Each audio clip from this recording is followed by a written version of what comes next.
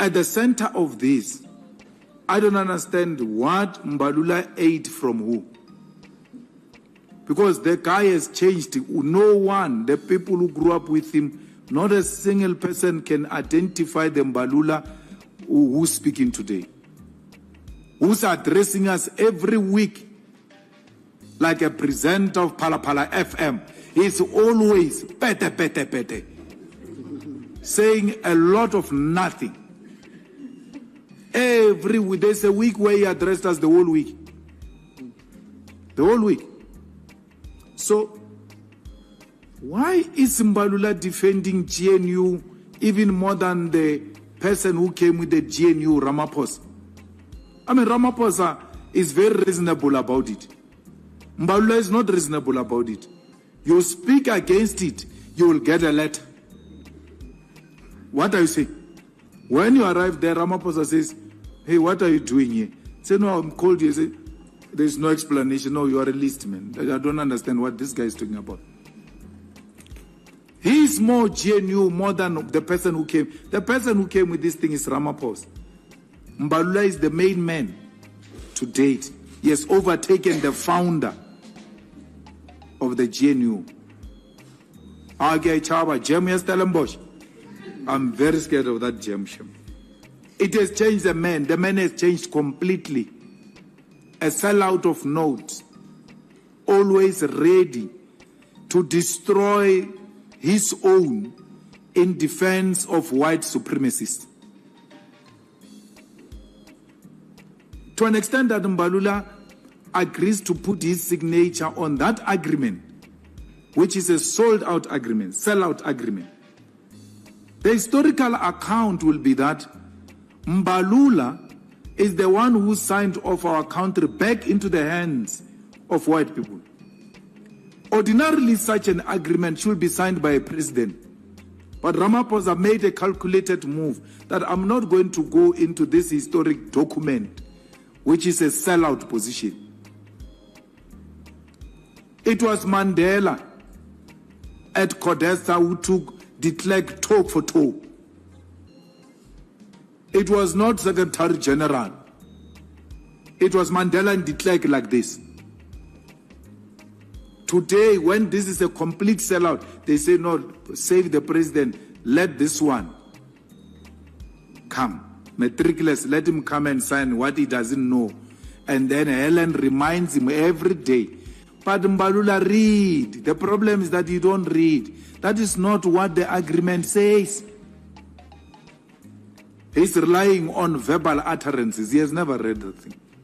But he signed it. Positions. The ANC nationally has made it very clear to them. You can go anywhere except the EFF. And they said, okay, we can go anywhere except EFF or MK, that's fine. But we're not going to DA.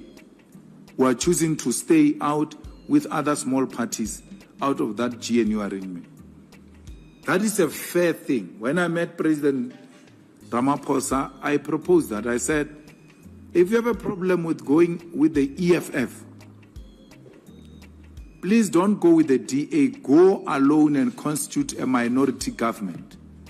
Exactly what Gauteng did, but they did it after.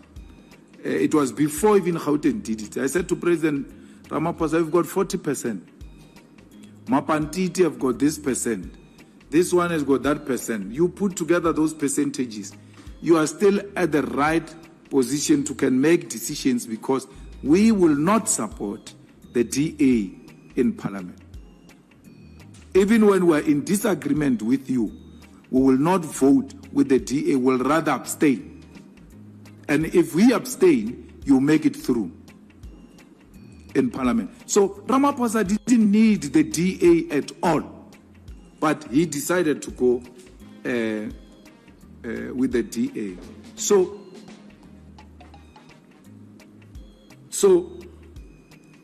if Gauteng comes to us and say, guys, let's talk, let's come together, we are more than willing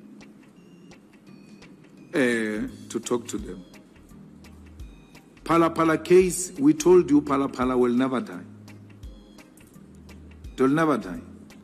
Even if it dies in the Constitutional Court, it shall be revived in Parliament when Ramaphosa gets removed as the president of the ANC. The new president will not be interested in that thing. Will say, no, but this is what you need to do. Ramaphosa's day in court is coming with an independent NPA, with an objective parliament, with a parliament that is constituted the way we are constituting this parliament now. Pala can pass, and Ramaphosa gets to be impeached, because you can be impeached even when you have left the office and followed up with criminal charges. So Pala will never die. We have not eaten anything from Pala people. That's why we have carried it. Helen has eaten. She supported the motion with John Steenhuisen in Parliament after eating the agriculture post, swallowed it. Now they've made a U-turn on Pala. We are going to court about Pala. Because our argument with Pala is that once the panel says you move this way, Parliament has got no any other option except to follow what the panel says. The panel never said he's guilty. It just said there is a prima facie, and therefore you have to investigate if these things are true or not. But there is an impeachable case. And that's why we are pursuing this matter. Because the former Chief Justice, Ngobo, said, we are going.